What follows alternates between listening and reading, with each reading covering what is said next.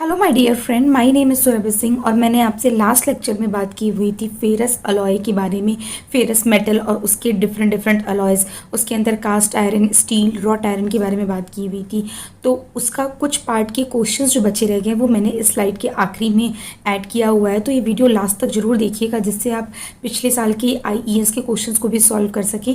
इस particular video में मैं एल्युमिनियम और उसके अलॉयज़ के बारे में बात करने जा रही हूँ। ये सब आपके क्या है, नॉन फेरस मेटल हैं, तो बहुत ध्यान से समझिएगा इसे।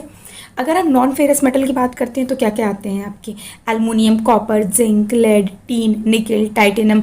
तो आज इस वीडियो में हम पर्टिकुलरली स्पेशली एल्युमिनियम के बारे में बात करेंगे और बाकी जो मेटल नॉन फेरस मेटल बचे हुए हैं उनको हम नेक्स्ट वीडियो में देखेंगे। अगर हम प्रॉपर्टीज़ की बात करते हैं तो जो ये फेरस मेटल से ज़्यादा कॉस्टली होता है, इसका मेल्टिंग पॉइंट बहुत लो होता है और इसमें नॉन मैग्नेटिक प्रॉपर्टीज़ होती हैं।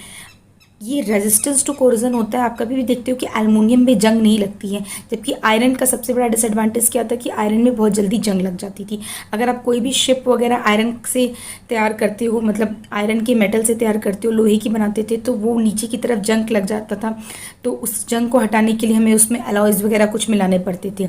उसके अलावा बात करें नॉन फेरस मेटल में तो इसकी कंडक्टिविटी ज़्यादा अच्छी होती है फेरस मेटल के कंपेरेटिवली।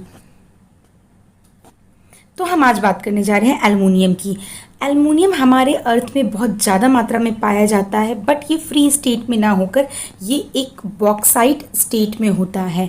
बॉक्साइट स्टेट जो होता है ये आपका मिक्सचर होता है मोनोहाइड्रेट और ट्राईहाइड्रेट एल्युमिनियम ऑक्साइड का।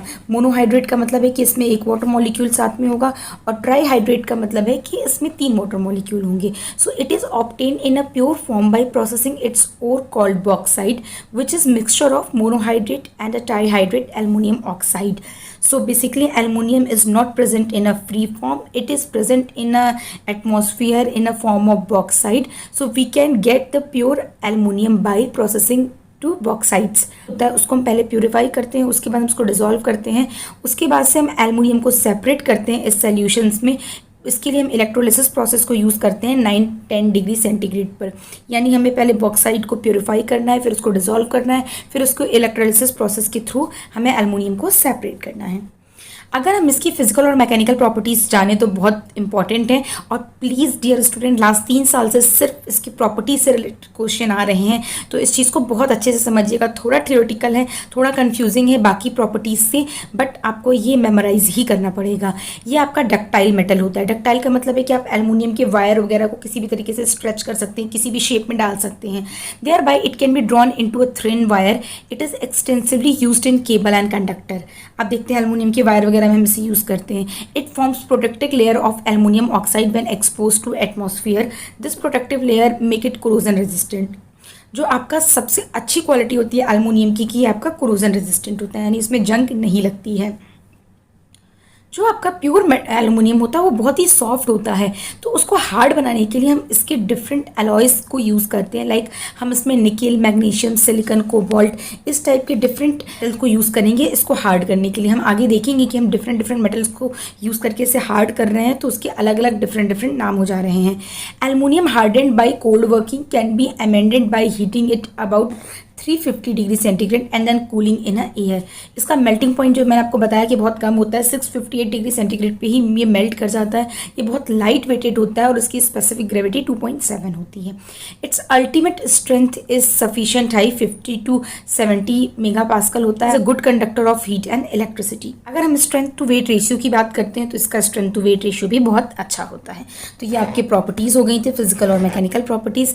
अगर हम इसकी यूजिंग की बात करेंगे तो हम इसको पैकेजिंग में यूज़ करते हैं। लाइक आप देखते हो एल्युमिनियम फॉयल हम यूज़ करते हैं, उसको हम किसी भी शेप में डाल सकते हैं। किसी भी खाने को अगर हमें गर्म रखना है या उसे एरोमा फ्री रखना है तो हम उसकी पैकिंग करते हैं। इसका स्ट्रेंथ टू वेट रेशियो होता है वो बहुत ही ज़्यादा अच्छा होता है, अनबीटेबल होता है। तो इसका यूज़ हम कार के कुछ पार्ट्स को बनाने में, ट्रेन के कुछ पार्ट्स बनाने में कर सकते हैं। कोरोजन रेजिस्टेंस है, जैसा कि आपको पता है कि आयरन का सबसे बड़ा डिसएडवांटेज था कि इसमें जंग लग जाती थी। कोरोजन रेजिस्टेंस होने की वजह से हमें एटलीस्ट जंग की कोई दिक्कत नहीं होती है। इसका मेल्टिंग पॉइंट बहुत लो होता है। किचन के बर्तन में आप देखते हो एल्युमिनियम के बर्तन आप यूज़ करते हो, कुकर, कढ़ाई वगैरह आपके एल्युमिनियम के होते हैं। Pigment in paint, aluminium paints are use for providing effective protective coating. अगर हम इलेक्ट्रिक कंडक्टिविटी की बात करें तो कॉपर से इसकी कंडक्टिविटी कम होती है, बट चूंकि हमारा कॉपर बहुत कॉस्टली या एक्सपेंसिव होता है तो इस वजह से अगर हम इलेक्ट्रिक कंडक्टिविटी की बात करें तो हम एल्युमिनियम को भी यूज़ करते हैं, एल्युमिनियम के वायर्स को यूज़ करते हैं। नेक्स्ट मैं बात करती हूँ एल्युमिनियम के एलॉयज़ के बारे में। तो हम एल्युमिनियम के एलॉय को क्यों यूज़ कर रहे हैं? क्योंकि एल्युमिनियम बहुत सॉफ्ट होता है, वो बहुत, उसकी डक्टिलिटी बहुत अच्छी होती है, तो उसको स्ट्रेंथ करने के लिए, उसको हार्ड करने के लिए हम उसके डिफरेंट डिफरेंट एलॉयज़ को यूज़ करते हैं। एलॉय के लिए हम क्या क्या यूज़ कर सकते हैं? Copper, zinc, silicon, manganese and magnesium. तो निकल जो यूज़ करते हैं वो हमारा इसके टेंसाइल स्ट्रेंथ को बढ़ाता है और इसकी हार्डनेस को बढ़ाता है। अगर हम कॉपर ऐड करते हैं एल्युमिनियम के साथ तो वो आपका हार्डनिंग एलिमेंट होता है, यानी आपकी मिट्टी एल्युमिनियम मटेरियल को हार्ड करता है। और अगर हम मैग्नीशियम को भी यूज़ करते हैं तो वो आपका हार्डनेस एंड स्ट्रेंथ को इम्प्रूव करता है। कॉपर एल्युमिनियम एलॉय जो होते हैं ये आपका बेसिकली हार्डनिंग के लिए यूज़ होते हैं।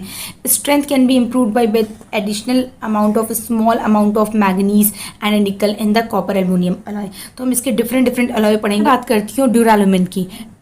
ड्यूरामिन में आपका एल्युमिनियम 93% होता है, इसमें हम कॉपर, मैग्नीशियम एंड मैग्नीज को ऐड करते हैं। तो रेशियो याद रखिएगा, 4.4% हमने कॉपर को ऐड किया, 1.5% हमने मैग्नीशियम को, और फिर हमने मैग्नीज को यूज़ किया। तो जो आपका ड्यूरामिन होता है, अगर हीट ट्रीटमेंट के पहले बात करें तो ये बहुत ही डक्टाइल होता है, बहुत ही सॉफ्ट होता है।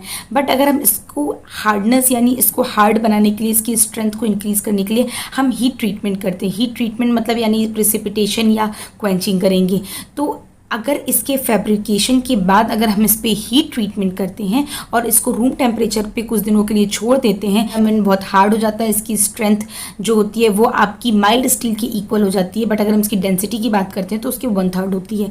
तो मेनली जो ये प्रोसेस है हीट ट्रीटमेंट का, यानी आप उसको फैब्रिकेट करने के बाद इस पर हीट ट्रीटमेंट करेंगे और उसको कुछ दिनों के लिए छोड़ देंगे। हीट ट्रीटमेंट में बेसिकली क्वेंचिंग होती है। क्वेंचिंग का मतलब होता है कि इसके रैपिड कूलिंग कीजिए, पहले इसको हीट कीजिए, फिर रैपिड कूलिंग कीजिए और फिर आप कुछ दिनों के लिए छोड़ दीजिए।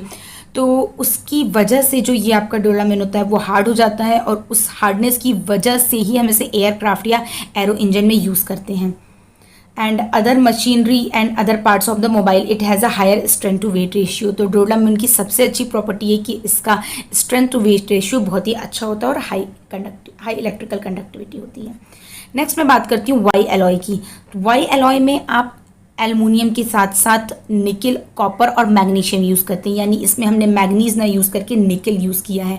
तो निकल का बेसिकली काम होता है कि इसको हार्डनिंग देना, यानी strength and hardness like duralumin is achieve by age hardening. यानी हम वाई एलॉय में एज हार्डनिंग करते हैं, यानी हीट करते हैं अप टू 520 डिग्री सेंटीग्रेड तक, और उसके बाद इसकी क्वेंचिंग करते हैं in boiling water. The ageing process is carried out at room temperature for approximately 5 days.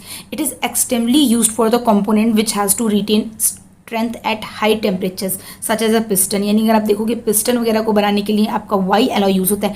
Dear student, example बहुत इंपॉर्टेंट है। लाइक ड्यूरामिन का मैंने आपको बताया था कि एयरप्लेन, क्राफ्ट या एरो इंजन बनाने के लिए यूज़ होता है। सेम इसी तरीके से वाई एलॉय की बात करेंगे तो आप ये चीज़ याद रखना कि इसमें निकल का कंटेंट है और ये पिस्टन बनाने के लिए यूज़ हो रहा है। So it can be die-cast to manufacture components such as piston rods and sparking cheeses. तो एग्जाम्पल जरूर याद रखिएगा। नेक्स्ट आपका आता है हिंडालुयम। इसमें aluminium, magnesium, manganese and silicon होता है। तो याद रखिए इसमें कॉपर का कंटेंट नहीं है।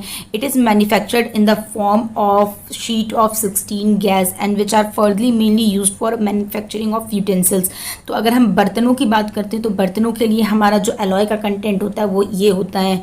तो एल्युमिनियम इटसेल्फ बहुत सॉफ्ट होता है, तो इसमें मैग्नीज और हम मैग्नीशियम को मिलाते हैं ताकि इसमें थोड़ी हार्डनेस आए और हम बर्तन की तरह इसको यूज़ कर सकें। इसकी प्रॉपर्टीज़ में ये बात करते हैं तो हम बोल सकते हैं कि हिंडालुयम थ्रू जो आपके मटेरियल होते हैं उनकी कॉस्ट आपकी स्टेनलेस स्टील की कॉस्ट की कंपेरेटिवली 1/3 होती है।